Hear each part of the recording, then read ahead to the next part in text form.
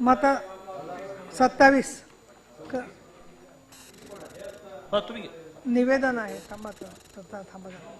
सभापती महोदय, महाराष्ट्र विधानसभेने संमत केले सन 2023-20 सायटेशन द्या. विधायक क्रमांक 27 नोंदणी महाराष्ट्र सुधारणा विधेयक 2023 विचारात घ्यावे असा प्रस्ताव मी आपल्या अनुमतीने मांडतो. मंजूर करतोय आपण. विधेयक मांडण्यात आले. प्रभारी मंत्री.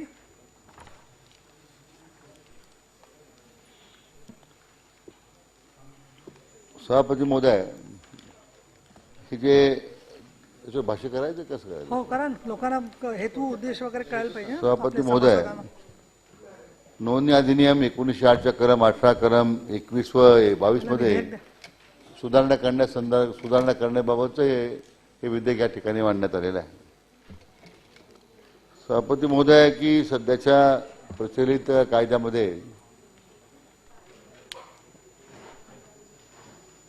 आपण जे दस्तऐवज नोंदणीची प्रक्रिया त्या ठिकाणी दुय्यम निबंधकाकडे अध्यक्ष सभापती महोदय असते, त्यामध्ये सध्या राज्य किंवा केंद्र किंवा राज्य अधिनियमातील तरतुदीचं उल्लंघन करण्याच्या जर झालं असेल तर तसे दस्तावेज नाकारण्याचे अधिकार सध्या उपनिबंधकाच्या ठिकाणी दुय्यम निबंधकाकडे नाही आहेत. आणि म्हणून मग सभापती महोदय, त्यानिमित्तानं मध्यंतरी या तुकडेबंदीच्या बाबतीमध्ये जो त्याचा गैरवापर होत होता, अशा वेळी सभापती महोदय आपण नोंदणी महानिरीक्षकाच्या माध्यमातून हे दस्त नोंदून घेऊन अशा प्रकारचं परिपत्रक काढण्यात आलं. परंतु मान्य उच्च न्यायालयाच्या मुंबई औरंगाबाद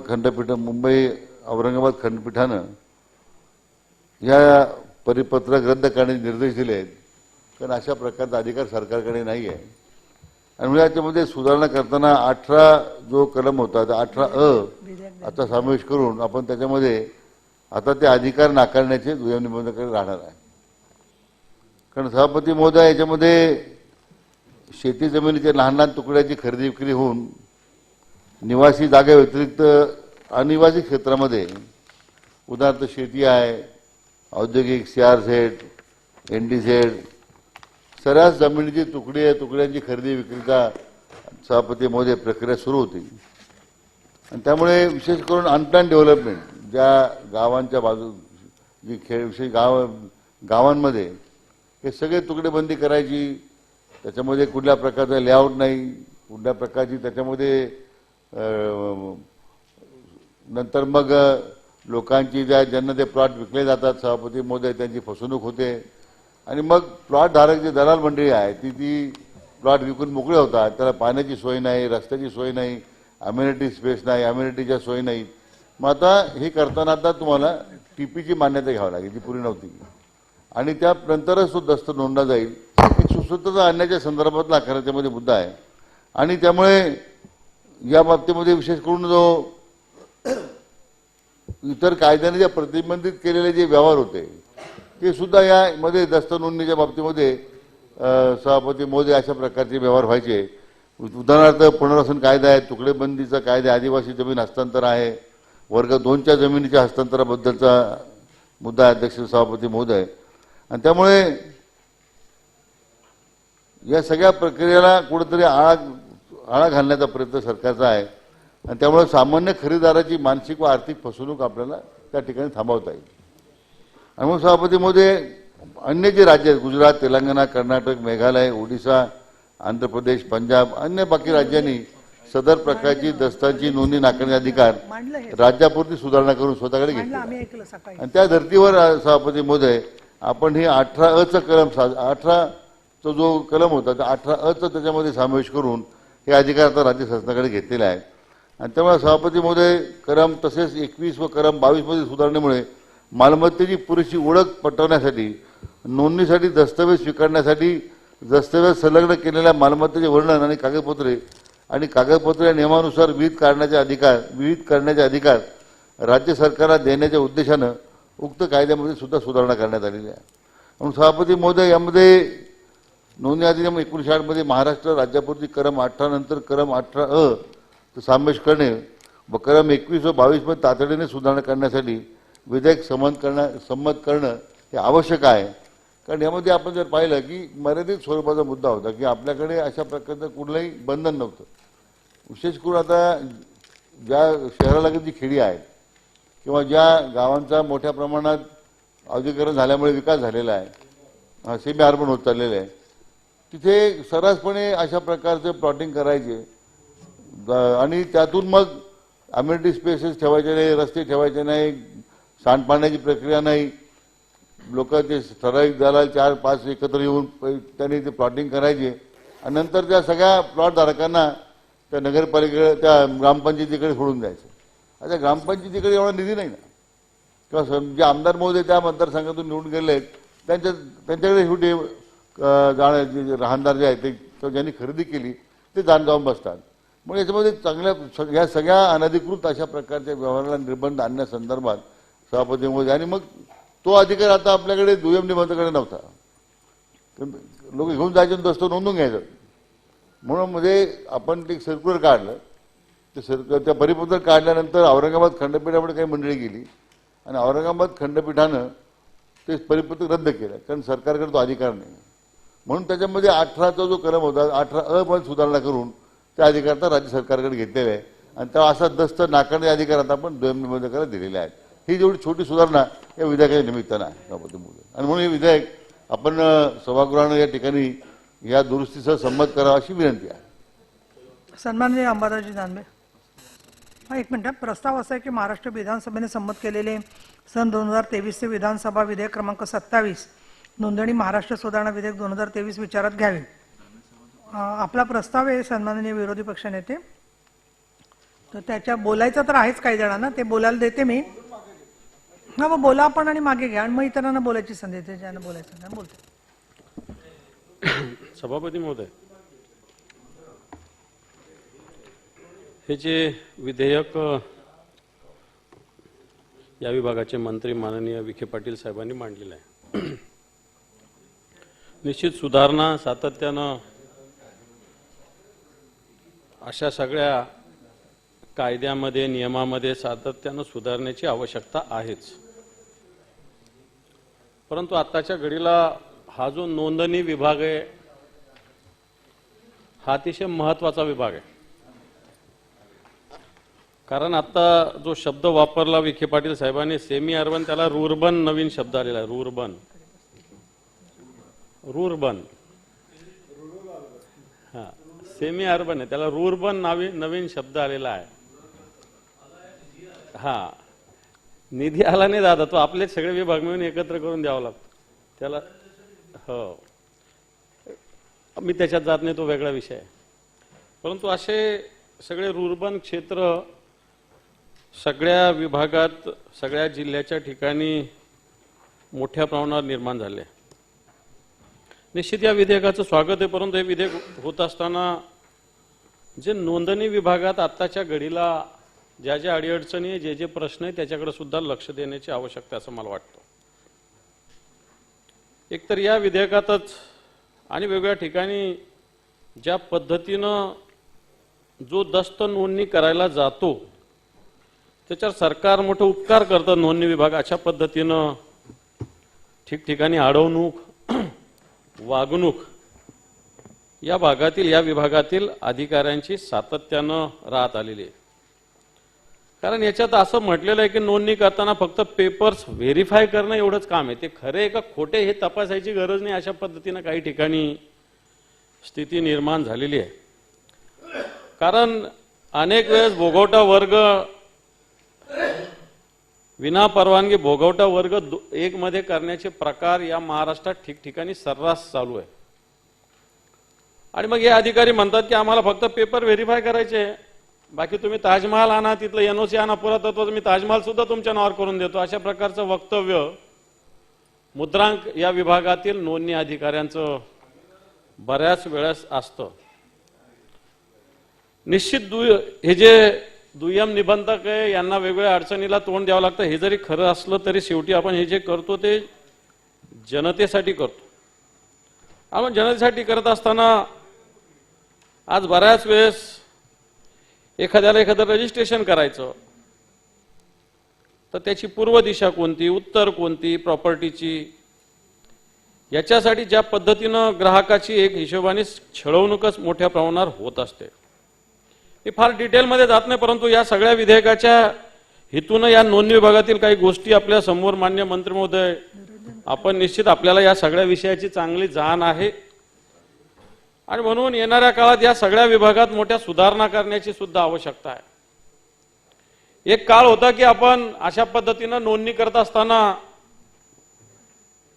एक व्हेरिफिकेशन करत असताना बऱ्याच वेळेस बोगस पेपर्स बनवले गेले, बऱ्याच वेळेस बोगस नोंदणी केली गेली. आता ऑनलाईन सगळ्यांचे फोटो घेतले जातात, सगळ्यांना समोर समोर बसवलं जातं. परंतु अजूनही मला असं वाटतं की आपल्याला सुधारणा करायची असेल तर नोंदणी विभागातील जे दस्त नोंदणी करते वेळी कोणत्याही कागदपत्राची शहानिशा केली जात नाही आणि त्याच्यामुळे मुद्रांक अधिकारी असं म्हणतात की आमची ड्युटी कागदपत्र तपासायची नाहीये, फक्त नोंदणी करायची आहे. आणि म्हणून अशामुळं अनेक प्रकारे नोंदणी करताना शासनाचा मुद्रांक सुद्धा कोट्यवधी रुपये बुडत असतो. या विषयाकडे आपण लक्ष देण्याची आवश्यकता आहे. आणि ठिकठिकाणी वर्ग 2च्या जमिनीचं वर्ग 1 मध्ये परिवर्तन करताना शासनाला जो नजराना भरावा लागतो, विना परवानगी अनेक ठिकाणी, मी जबाबदारीने बोलतो, मी 25 उदाहरणं देऊ शकतो. मी स्वतः कलेक्टरांना वेगवेगळ्या अशा पद्धतीनं पत्र पाठवलेले आहे. आता एक माहूरच्या तहसीलदाराला मी एक पत्र पाठवलं, त्यांनी साधी दखल सुद्धा घेत नाहीये. इतका मुजोर तहसीलदार आहे माहूरचा. वर्ग 2चं वर्ग 1 मध्ये शासनाला नजराना भरून न घेता शेकडो एकर जमीन त्याने ट्रान्सफर केलेली आहे. संभाजीनगरचे सुद्धा अनेक उदाहरणं असे माझ्याकडं माननीय मंत्री महोदय आहेत. कित्येक आदिवासीच्या जमिनी सुद्धा, आदिवासीच्या जमिनी ह्या आदिवासींनाच देता येतात, परंतु आदिवासीच्या जमिनी बिगर आदिवासींना सुद्धा नोंदणी करून दिल्याचे अनेक उदाहरणं मागच्या काळात घडतायत, आता सुद्धा घडतायत. मला वाटतं आदिवासीवर हा अन्याय आहे. आणि म्हणून कागदपत्र पडताळणी करताना मला असं वाटतं आपण, कारण बरेच जण रोज आपण वर्तमानपत्रात सुद्धा वाचत असतो, अनेक घटना घडतात, पोलिसात तक्रारी होतात की खोटे कागदपत्र बनवून रजिस्ट्रेशन केलं, नोंदणी केली, अशा अनेक प्रकरणं आपल्या समोर येतात. आणि म्हणून मंत्री महोदयांनी सुधारणा विधेयक करताना या कागदपत्राचं व्हेरिफिकेशन, मी सांगतो एखादा आधार कार्ड सुद्धा बोगस बनवलं जातं. आपल्याकडे आधार कार्ड येतं, आपण फक्त आधार कार्ड आहे का नाही बघतो, परंतु तो नंबर खरोखर त्याच व्यक्तीचा आहे पाहण्यासाठी सॉफ्टवेअर उपलब्ध आहे. सॉफ्टवेअर उपलब्ध आहे. आधार कार्ड माझंच आहे का नाही आहे हे व्हेरीफाय करायचं सॉफ्टवेअर उपलब्ध आहे. 1 सेकंदात त्याला व्हेरीफाय करता येतो.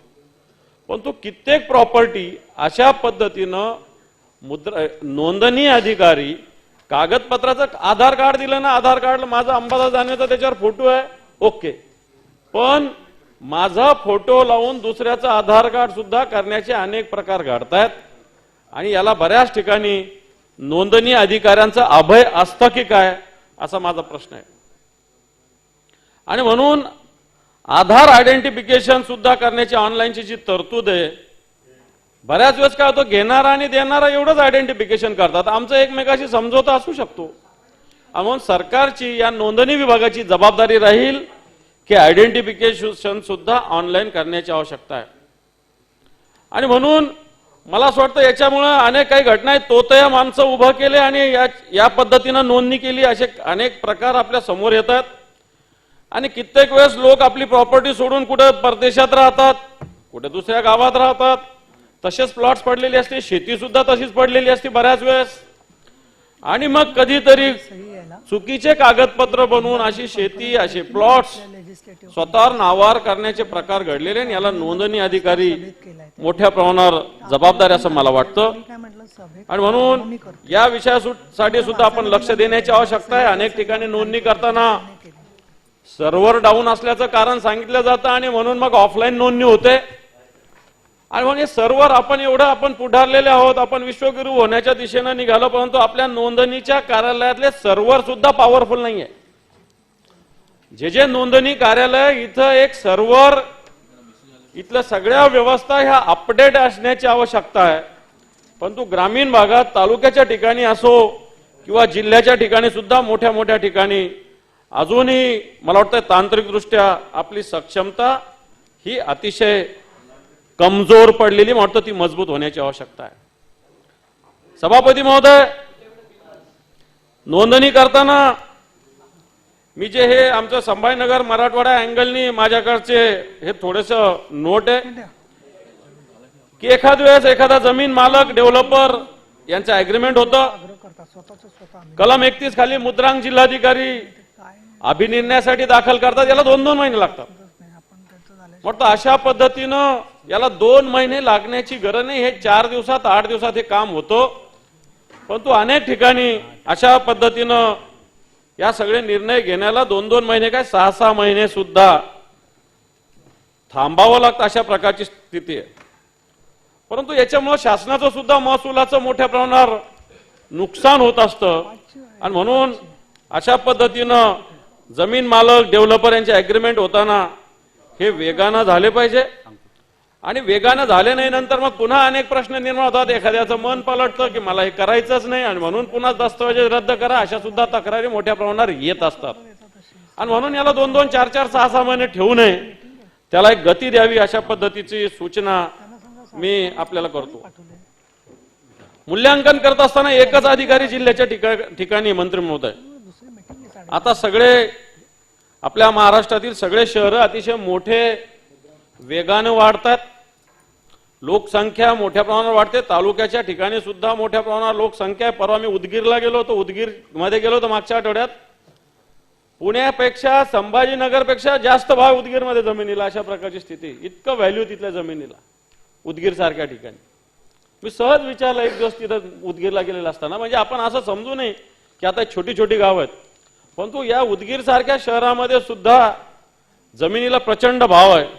आणि म्हणून असं सगळं असताना या ठिकाणी मूल्यांकन करणाऱ्या अधिकाऱ्यांची संख्या सुद्धा, जसं आपण महसूल विभागात वेगवेगळ्या पद्धतीने आपले विभाग निर्माण झालेले असतात, तशा पद्धतीनं सुद्धा याला सुद्धा अधिकारी सगळ्या ठिकाणी वाढवण्याची आवश्यकता आहे. त्याचप्रमाणे मला असं वाटतं हे सगळं होत असताना ज्या पद्धतीनं हे मूल्यांकन वगैरे करताना ठिकठिकाणी काही प्रमाणात, मी पूर्ण म्हणणार नाही, काही प्रमाणात भ्रष्टाचार बोकाळलेला आहे. वाटतं याच्यासाठी सुद्धा आपण लक्ष देण्याची आवश्यकता आहे.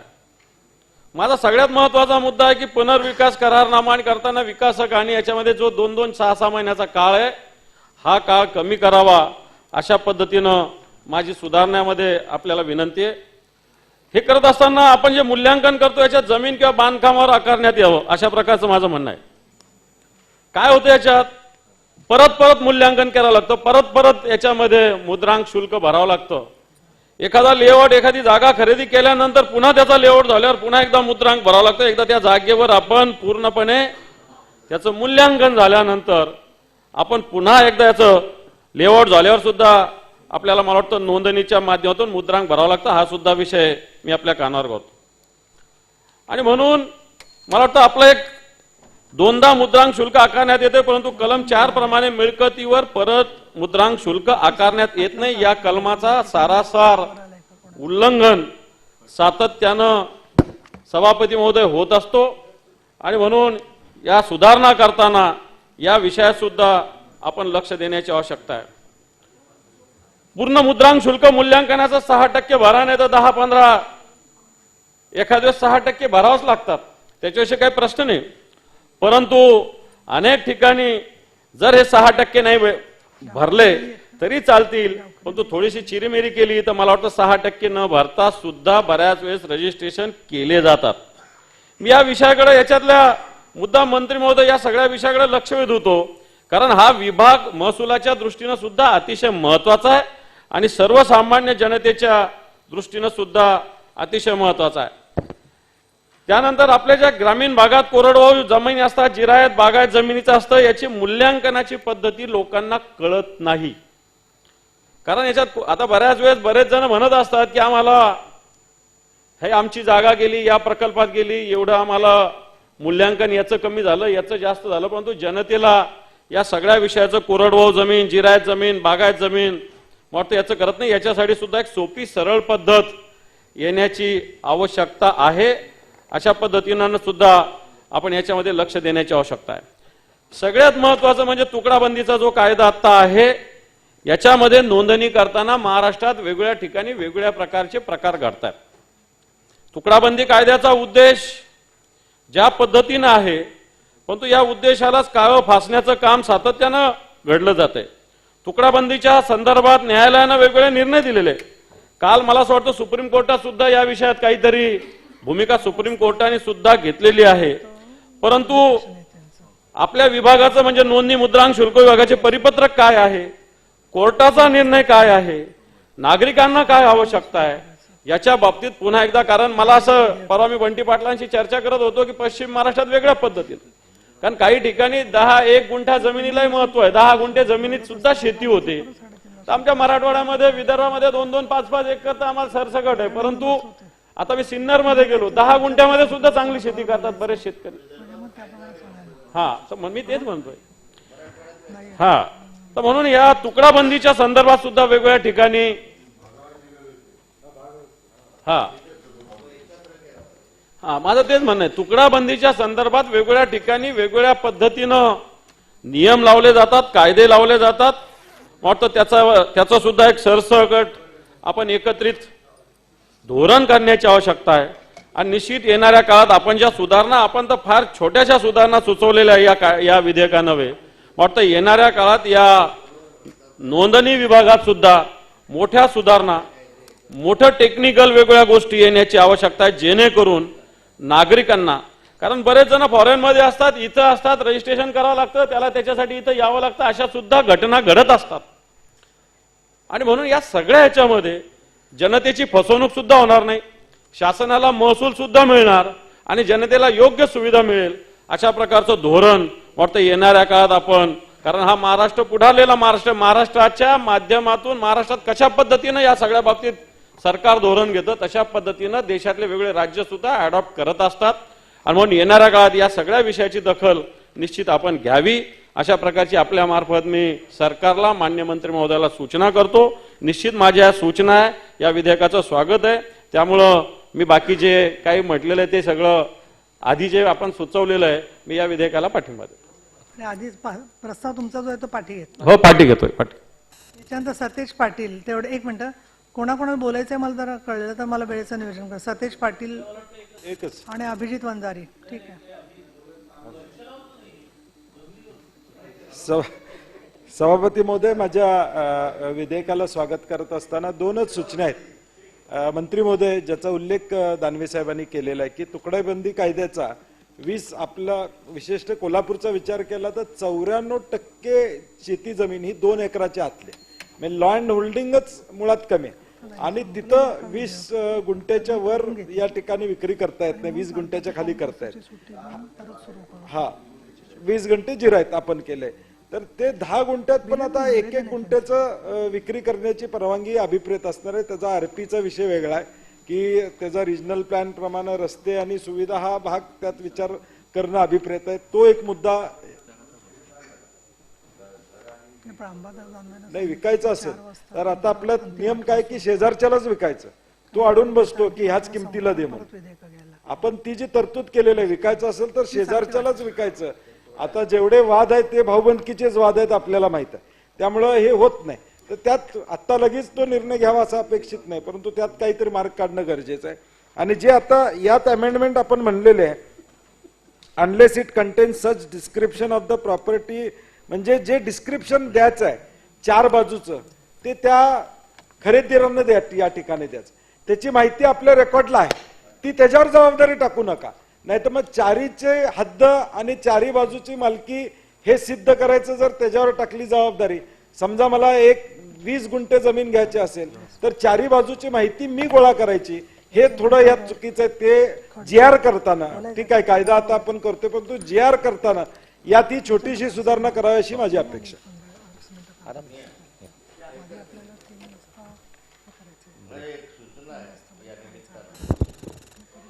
की गुंठेवारी पद्धतीमध्ये म्हणजे अनेक शहरांमध्ये जे काही एन ए प्लॉट झालेले आहेत किंवा एन ए प्लॉट न होता गुंठेवारी पद्धतीनं जे प्लॉट पडलेले आहेत त्याच्या विक्रीच्या संदर्भामध्ये आपण ज्या ठिकाणी 10,000 स्क्वेअर फूट आहे तर 10,000 स्क्वेअर फूटच तुम्ही विकला पाहिजे, त्याचा तुकडा करता येणार नाही ग्रामीण भागामध्ये किंवा शहरी भागामध्ये असेल. आता मी मागाशी तुम्हाला त्या सावद्याचं उदाहरण दिलं होतं. अनेक ठिकाणचे उदाहरणं मला देता येतील की ज्या ठिकाणी नगरपालिकेच्या हद्दीमध्ये जे तुमचे प्लॉट्स पाडलेले आहे, जे एन ए झालेले आहे, एन ए झालेले असताना त्या ठिकाणी 10,000चा प्लॉट जो आहे तो जर एखाद्याला विकायचा आहे 2,000चा तुकडा करून, त्याला 2,000चा तुकडा करून विकायचा आहे तर त्याला परवानगी देत नाही आपण. तर नाही 10,000 तुम्ही घेतला पाहिजे. आता शहरी भागामध्ये तेवढाच घेणं शक्य नाही. गरीबाला 2,000 स्क्वेअर फूटचा प्लॉट घेणं हे परवडतं, पण 10,000चं घेणं परवडत नाही. मग अशा ठिकाणी गुंठेवारी पद्धतीत असेल का येणे झालेला असेल, या ठिकाणी ही जी अट आहे ती अट शिथिल करण्याची आवश्यकता आहे, तरच हे व्यवहार होऊ शकतील खरेदी विक्रीचे. आता संपूर्ण राज्यभरामध्ये खरेदी विक्रीचे व्यवहार हे थांबलेले आहेत. थांबलेले म्हणजे मीन्स कोणते, तुकडे करता येणार नाही. घ्यायचं असेल तर 4,000 आहे तर 4,000 स्क्वेअर फूट घ्या, 10,000 असेल तुमच्या येण्यामध्ये तर 10,000 स्क्वेअर फूट घ्या. त्या माध्यमातून तुम्हाला 10,000च्या ऐवजी 2,000 वेगळा 2,000 वेगळा असं करता येणार नाही. आणि त्यामुळे मोठे खरेदी विक्रीचे व्यवहार थांबले. माझे उदाहरणासाठी आणि मग त्यामुळे बेकायदेशीर बांधकामं सुरू आहे. आणि हे बेकायदेशीर बांधकामं सुरू असताना त्या ठिकाणी रेग्युलर करा ना, त्याला तुमचं स्टॅम्प ड्युटी पण बुडते त्याच्यामुळे. आता मी तुम्हाला उदाहरण दिलेलं आहे की जळगाव जिल्ह्यातल्या सावदा नगरपालिकेमध्ये याच्यावरून मोठ्या प्रमाणावर भानगडी झालं. तुम्ही माहिती घेऊ शकता ही सगळी. तर आता या निमित्तानं मला असं वाटतं की राज्य सरकारने केलं तर काही अधिकाऱ्यांच्या आडमुठ्या धोरणामुळे अशा स्वरूपाचं हे होत नाही. मी खूप पाठपुरावा केला त्याचा, पण ते काय तुमचं डिपार्टमेंट मान्य करायला तयार नाही. म्हणे असं कसं आहे, मग तुकडे तुकडे होतील. बरं म्हटलं घर बांधायचं आहे एखाद्याला, छोटंसं घरकुल जर बांधायचं असेल तर त्याला 1,600 स्क्वेअर फूट लागतो किंवा प्लॉटच 1,600 स्क्वेअर फूटचा पडलेला आहे. तर अशा ठिकाणी काय करायचं त्याने, मग अशा वेळेस हे अडचणीचं ठरतं. म्हणून ही जो अट आहे ती शिथिल करावी एवढी या निमित्ताने मी आपल्याला विनंती करतो. सभापती महोदय, या बिलामध्ये विधेयकावर चर्चा करताना सन्माननीय विरोधी पक्ष नेते माननीय अंबादासजी दानवे साहेब, माननीय सतेज पाटील साहेब, सन्माननीय एकनाथराव खडसे साहेब यांनी काही मूलभूत सूचना या ठिकाणी केलेल्या आहेत. आणि निश्चितपणे या सूचनेचा अंतर्भाव आपण जो केलेला आहे या विधेयकात आपल्याला करता येईल. आपण ज्या 2-3 बाबी याच्यामध्ये विशेष करून आधार कार्डच्या बाबतीमध्ये जो उल्लेख केला आहे, तर मग आता मान्य सर्वोच्च न्यायालयाच्या नव्या निर्णयाप्रमाणे त्याची आता सक्ती ठेवलेली नाही आहे त्यांनी. आणि त्यामुळे मला वाटतं या विषयामध्ये आता आलेल्या नवीन निर्णयाप्रमाणे आवश्यक त्या सुधारणा करून मला वाटतं अधिक सुलभ ती प्रक्रिया कशी करता येईल. कारण आता मान्य सर्वोच्च न्यायालयाने म्हटलं की वैकल्पिक ठेवा, तुम्ही सक्ती करू नका, ऑप्शनल ठेवलं आहे. आणि सभापती महोदय, या बाबतीमध्ये मग आणखीन आपण जे अगोदरच जे त्याच्यातून फसवणूक होणं, बनावट आधार कार्ड तयार करणं हे मोठं आव्हानात्मक आहे. सगळ्या या बाबी आपल्या शासनामुळे निश्चितपणे आपण या बाबतीत जी या ठिकाणी भीती व्यक्त केलेली आहे तर या बाबतीमध्ये योग्य तो मार्ग कसा काढता येईल निश्चितपणे आपला विचार करतील अध्यक्ष महोदय. सभापती महोदय, यामध्ये विशेष करून आपण जो नोंदणी अधिनियम 1908 कलम 34 नुसार संबंधितची जी व्यक्तीची ओळख कशी तपासेल तर तो अधिकार या कलमातून आपण दिलेला आहे. यामध्ये स्पष्ट म्हटलेलं आहे की त्या नियम 34च्या अनुसरून आपल्याला त्या व्यक्तीची ओळख त्याच्यातून निश्चितपणे दस्त नोंदणी करताना आधी आपल्याला खात्री करून घेता येईल. नंतर सभापती महोदय, या निमित्तानं जे आपण जी या भीती व्यक्त केली की आम्ही फक्त दस्त नोंदून घेतो, आम्ही ते आम्हाला तपासण्याचे त्याच्यामध्ये अधिकार नाही, पण यामुळे सभापती महोदय या दस्त नोंदणी करताना डॉक्युमेंट तपासण्याचे अधिकार आता त्या दुय्यम निबंधकाला प्राप्त होतील. त्यामुळे जी पूर्वी जी स्थिती होती त्यातूनही सुधारणा त्यामध्ये अधिक त्यामध्ये अधिक त्याला अधिकार मिळतील आणि त्या निमित्तानं त्या अध्यक्ष महोदय ते आपल्या करता येईल. अध्यक्ष महोदय, विशेष करून नवीन सुधारित आकृतीबंधात दस्त नोंदणी होणारी सध्याची जी जे सध्याचे तपासण्याची आवश्यकता आहे, तर मुद्रांक जिल्हाधिकारी दुय्यम निबंधक खरं म्हणजे याचे कार्यालय जे आहेत याच्यामध्ये आपल्याला पद निर्माण करावं लागतील. आणि अध्यक्ष महोदय, मला वाटतं मोठ्या शहरामध्ये अडचण आहे, या त्या ठिकाणी दस्त नोंदणीची संख्या जास्त आहे. निर्माण करून ते भरावे लागतील आणि ते निश्चितपणे तो राज्य सरकारच्या बाबतीमध्ये सकारात्मक राहील. आपण ती कार्यवाही करू. सभापती महोदय, यामध्ये आपण जो दुसऱ्या निमित्तानं सूचना केलेली आहे की पुनर्विकास करारात कालावधी हे त्या सोसायटीचे खरं मालक ठरवत असतात. कालावधी संदर्भातला मुद्दा जो आहे आणि मूळ सभासद किंवा मालकास देण्याच्या युनिटकडे ₹100ची तरतूद केलेली आहे. त्याच्यामध्ये मला वाटतं या सगळ्या ज्या पूर्वीच्या मध्ये बेबंदशाही जी होती त्या अशा वेगवेगळ्या कलमाच्या दुरुस्तीमुळे याच्यामध्ये आपल्याला सुधारणा आणता येईल. विशेष करून आपण जे काही सतीश पाटील साहेबांनी जो मुद्दा उपस्थित केला आहे किंवा खडसे साहेबांनी जो मुद्दा उपस्थित केला आहे, मला वाटतं या बाबतीमध्ये जे काही सुधारणा आवश्यक त्यामध्ये आणखी करायचं असेल तो आपल्या राज्य सरकारलाच अधिकार आहे. पण मुळात आज दस्त नोंदणीच्या बाबतीमध्ये जो अधिकारच आपल्याकडे नव्हता तो निदान किमान या विधेयकामुळे तो प्राप्त होईल. बाकी अनुषंगिक ज्या अडचणी त्याच्यामध्ये आपण जे अडचणी ज्या संभाव्य आहेत किंवा आणखीन त्याच्यामध्ये सुलभता आहे म्हणून आपण जे सूचना केलेल्या आहेत तर तो अंतर्भाव सरकार निश्चितपणे ज्यावेळी प्रत्यक्ष परिपत्र काढू तर ह्या सूचनेचा अंतर्भाव आपण त्याच्यामध्ये करू सभापती महोदय. आणि म्हणून याच्यामध्ये आपण खरं म्हणजे वरील प्रारूप आपण जे अधिसूचना आपण काढणार आहोत काढल्या त्यामध्ये खरं 7 दिवसाच्या त्याला काढून दिलेल्या आपण सूचना घेऊन त्याच्यामध्ये ज्या काही सूचना आल्या आहेत त्या आल्यानंतर जसं आपण सूचना केलेल्या आहेत तर त्या अधिसूचना केल्यानंतर ज्या त्यामध्ये सुधारणा करणाऱ्या सूचना येतील त्या सुद्धा आपण अंतर्भूत करू. आणि अध्यक्ष महोदय, या बाबतीमध्ये जे परिपूर्ण अशा प्रकारचं हे विधेयक आपल्याला ह्या तुकडाबंदीच्या निमित्तानं ही जे मोठ्या प्रमाणामध्ये विशेष करून ग्रामीण भागामध्ये आपण जो काय म्हणतो आपण त्याला रुळबान याच्यामध्ये या सगळ्या ज्या अनियमितता होत चाललेल्या आहेत त्याला अटकाव करता येईल. मी हे विधेयक आपण संमत करावं अशा प्रकारची मी सभागृहाला विनंती करतो. नाही, आता रिप्लाय नंतर नाही देता येणार. ज्या ज्या सदस्यांना याच्या व्यतिरिक्त मंत्री महोदयांना काही सुचवायचं असेल तर आपण आपल्या लेखी स्वरूपात त्यांना सुचवावं. प्रश्न असा आहे की महाराष्ट्र विधानसभेने संमत केलेले सन 2023 चे 20वी क्रमांक 27 नोंदणी महाराष्ट्र सुधारणा विधेयक 2023 विचारात घ्यावा काय? अनुकूल असतील त्यांनी होय म्हणावे, प्रतिकूल असतील त्यांनी नाही म्हणावे. होयचे बहुमत आहे, होयचे बहुमत आहे. विधेयक विचारात घेण्यात आले. आता विधेयक खंडशः विचारात घेण्यात येईल. खंड 2 ते 4, खंड 1 संपूर्ण शीर्षक आणि हेतुवाक्य हे विधेयकाचे भाग समजण्यात यावे. अनुकूल असतील त्यांनी होय म्हणावे, प्रतिकूल असतील त्यांनी नाही म्हणावे. होयचे बहुमत, होयचे बहुमत. खंड 2 ते 4, खंड 1 संपूर्ण शीर्षक आणि हेतुवाक्य विधेयकाचे भाग झाले. प्रभारी मंत्री. सभापती महोदय, महाराष्ट्र विधानसभेचे संमत केलेले विधेयक सन 2023 चे विधेयक क्रमांक 27 नोंदणी महाराष्ट्र सुधारणा विधेयक 2023 संमत करण्यात यावे असे मी आपल्या अनुमतीने सभागृहाला विनंती. प्रस्ताव असा आहे की महाराष्ट्र विधानसभेने संमत केलेले सन 2023 चे 20वी क्रमांक 27 नोंदणी महाराष्ट्र सुधारणा विधेयक 2023 संमत करावे. प्रश्न असा आहे की महाराष्ट्र विधानसभेने संमत केलेले 2023 चे 20वी क्रमांक 27 नोंदणी महाराष्ट्र सुधारणा विधेयक 2023 संमत करण्यात यावे काय?